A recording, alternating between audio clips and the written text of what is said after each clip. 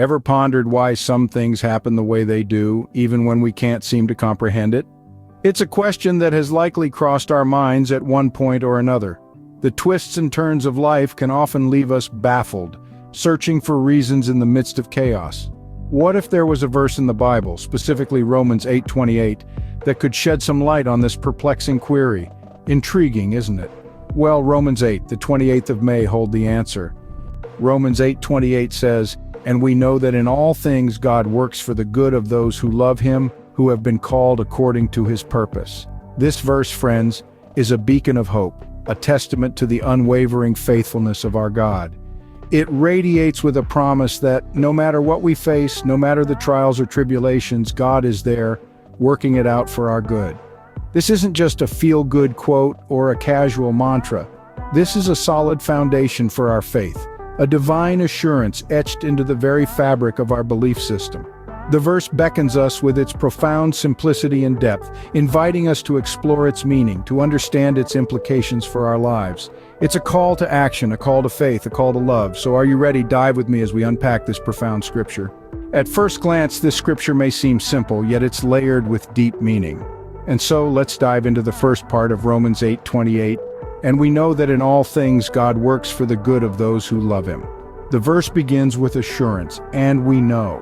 It's not a guess, it's not a hope or a wish, it's a knowing. This isn't something we're uncertain about, it's something we have full confidence in. We know. And what do we know? That in all things, not just some things, but in all things, God is at work. The phrase "in all things" is all-encompassing. It includes the highs and the lows, the joys and the sorrows, the victories and the defeats. Whether we're on mountaintops of joy or in valleys of hardship, God is there, weaving everything together for our good. But here's the most beautiful part. God works for the good. This is a divine promise, a divine guarantee. God isn't just passively watching events unfold in our lives. No, He's actively working, orchestrating events, shaping circumstances, always with our ultimate good in mind. When we say for the good, we're not talking about a fleeting happiness or momentary relief. We're talking about our spiritual growth, our character development, our eternal well-being. The good that God is working towards is far deeper, far richer than any temporary comfort or pleasure. And who is this promise for? Those who love Him. This divine assurance is for those who have a relationship with God, those who love Him, who have chosen to follow Him, who have said yes to Him. So if you love God, if you've chosen to follow Him, then this promise is for you. God is working in all things, yes, even in your current circumstances, however challenging they may be, for your good. But who exactly are those who love Him? Let's find out. The scripture refers to those who love Him, but who does this phrase encompass? The answer, my friends, is both profound and personal. When the Apostle Paul penned the words, "those who love Him," he was referring to believers who have a relationship with God. But what does it mean to have a relationship with God, you might ask? It's not just about attending church on Sundays or saying grace before meals. It's about an intimate spiritual connection with the divine. It's about knowing God, not just knowing about Him. It's about having faith in His promises, even when circumstances seem bleak. To love God is to live according to His word. It's to strive to emulate the life of Jesus Christ, to exhibit love, kindness, and forgiveness in our daily interactions. It's about seeking His will in all aspects of our lives, from the smallest decisions to the most monumental ones. It's about surrendering our own desires and ambitions, and instead embracing His divine plan for us. When we love God in this way, we are not merely His followers or His admirers. We are His children, His cherished ones, His beloved. We are the ones for whom He sent His only Son to die on the cross. We are the ones for whom He has prepared a place in His eternal kingdom. We are the ones for whom He works all things for good. But let's not forget that love is not a one-way street. To love God is also to be loved by Him. It's to experience His boundless mercy, His infinite grace, His unfathomable love. It's to be comforted by Him in times of sorrow, guided by Him in times of confusion, and strengthened by Him in times of weakness. To love God is to be enveloped in His divine love every moment of every day. Now, what does it mean to be called according to His purpose? Let's delve into that. Being called according to His purpose is the final yet crucial part of this scripture. What does it mean to be called according to His purpose? It's about aligning ourselves with the grand narrative that God is writing, the master plan He has for the universe, and our unique roles within that plan. God's purpose is not a one-size-fits-all blueprint, it's a handcrafted design, tailored for each of us, reflecting our unique gifts, passions, and life experiences. It's about being who we were created to be and doing what we were designed to do. It's about fulfilling our potential and making a difference in the world in a way that only we can. In this calling, we're not just passive bystanders. We're active participants in God's work, co-creators with Him.